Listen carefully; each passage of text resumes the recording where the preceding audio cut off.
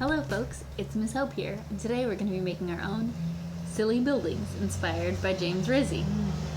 The things you'll need are a white piece of paper, I cut mine in half, and a pencil for sketching, some markers, a sharpie, and your imagination. So first, when you're looking at buildings around you, sometimes they look like they have faces on them. Windows look like eyes, and sometimes different parts look like mouths. So James Rizzi, an artist from New York who did some work in Germany and other places around the world, thought the same thing, and he created these bright, colorful buildings that have some faces on them. You can kind of see right there, there's eyes and a mouth. Over here we have some other faces. So pretty silly, but also kind of fun. So we're going to be making our own, which can look a lot of different ways. It's totally up to you. So let's begin.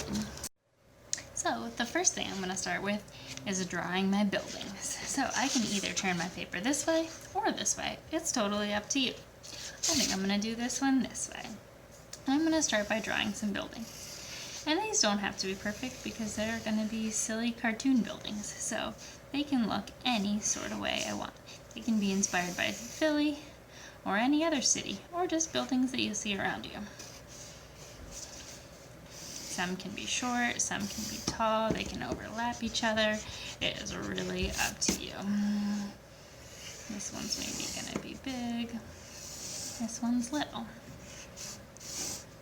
Then I'm gonna add some faces. So you can make some silly faces in the mirror.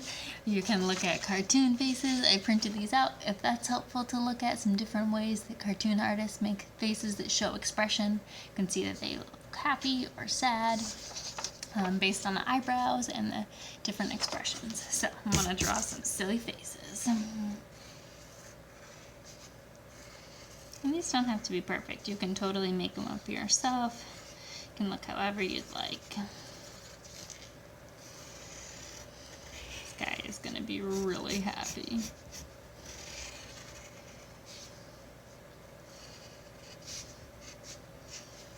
It's going to be a fancy lady building with some eyelashes maybe. And some lips.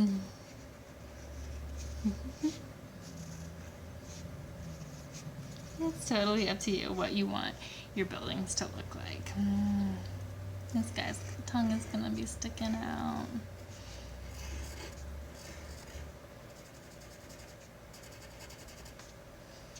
Then, once I've drawn my faces, I might add in some windows and doors so that they still kind of look like buildings.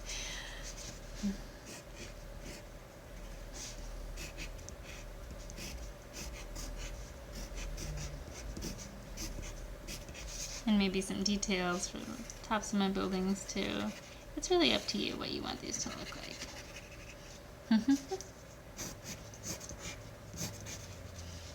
guy maybe has a face over here. Take your time with this. They can look however you'd like. This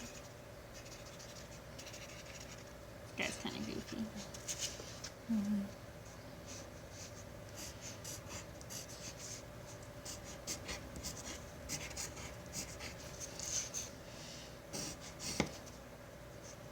This one's going to be peeking out from behind the other building.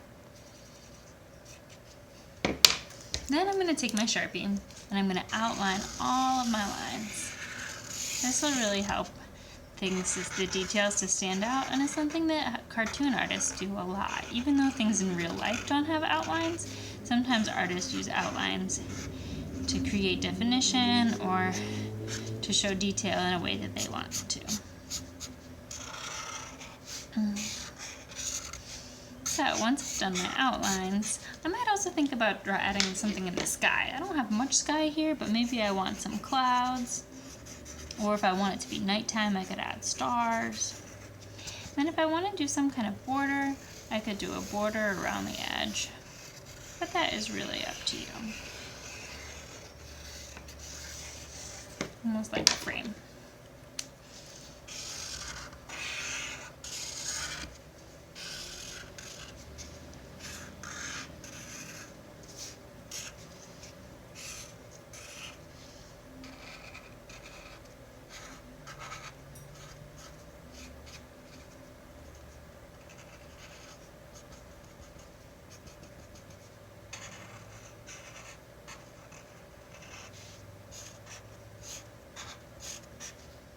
Once I've done all my outlines, then it's time to color it in.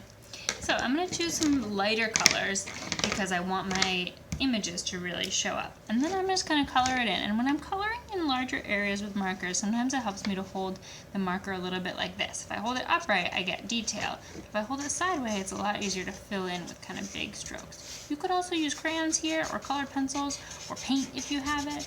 Any other kind of way to fill in large areas of color would be totally fine. It's up to you.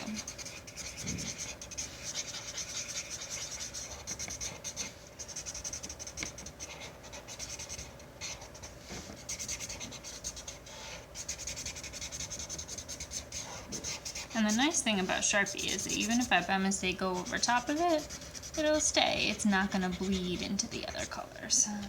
I think this building is just going to be pink.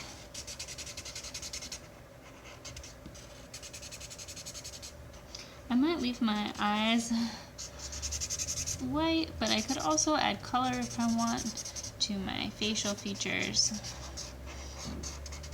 I have lots of choices here.